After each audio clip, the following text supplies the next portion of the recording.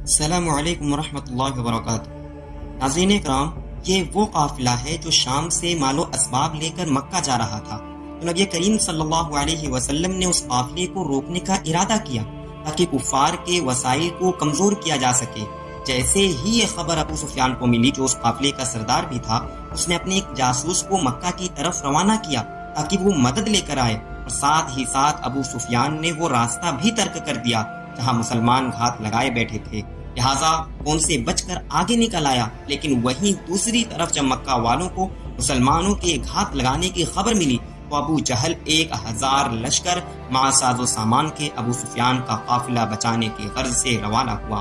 لیکن وہاں پہنچ کر جب اسے معلوم ہوا کہ قافلہ بچ گیا ہے، بجائے اس کے کہ وہ مکہ لوٹ آئے، مدینہ والوں پر حملہ کرنے کی ٹھان لی، کیونکہ اس کے پاس لشکروں کی تعداد بھی مسلمانوں سے زیادہ تھی، ہتھیار بھی زیادہ تھے اور ساز و سامان بھی۔ اس کی پاداش میں اسلام کی پہلی جنگ ہوئی، جسے ہم جنگ بدر کے نام سے جانتے ہیں، اور انشاءاللہ آج ہم اس عظیم جنگ کا واقعہ جانیں گے جس میں مسلمانوں کی تعداد کافروں کی تعداد سے 3 گنا کم تھی۔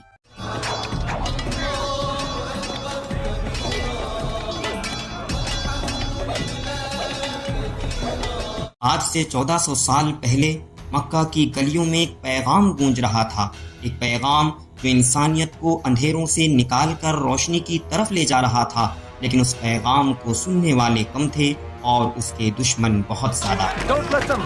مکہ کے کفار نے اپنے ہی قبیلے کے لوگوں پر ظلم و ستم کی انتہا کر دی، صرف اس لیے کہ وہ لا الہ الا اللہ کہہ رہے تھے۔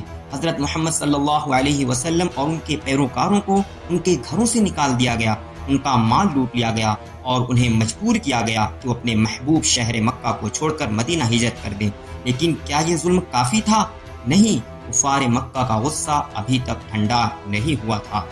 مدینہ میں جب نبی کریم صلی اللہ علیہ وسلم کو قریش کے تجارتی قافلے کی اطلاع ملی تو یہ ایک موقع تھا، ایک موقع جو مسلمانوں کے حق کو واپس لینے کا تھا۔ لیکن کیا مسلمانوں کے پاس جنگ کے لیے وسائل تھے؟ نہیں، لیکن ان کے پاس ایک چیز تھی جو دنیا کی سب سے بڑی طاقت ہے، ایمان۔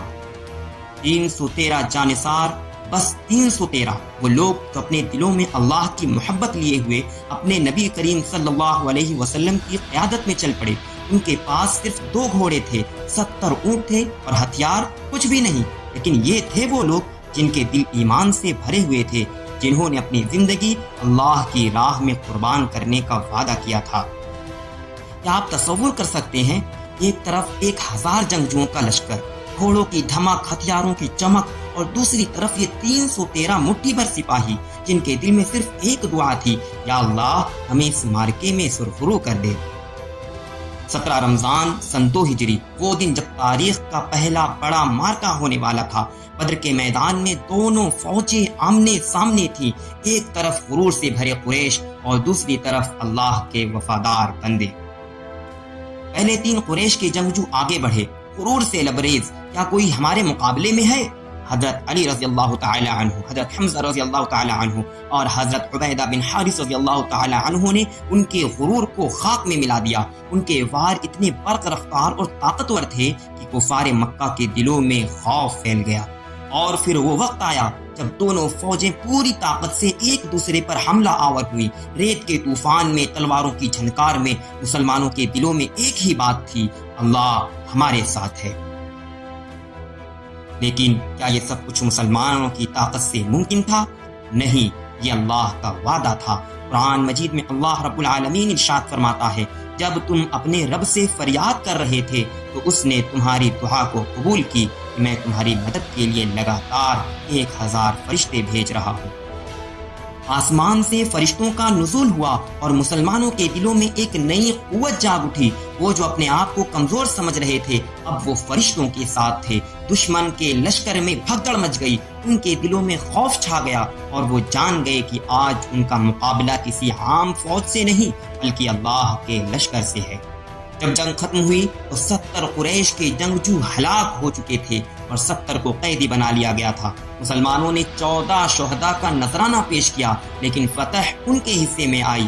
اس دن یہ ثابت کر دیا کہ اللہ کی مدد جب شامل حال ہو تو دنیا کی کوئی بھی طاقت ہمیں شکست نہیں دے سکتی۔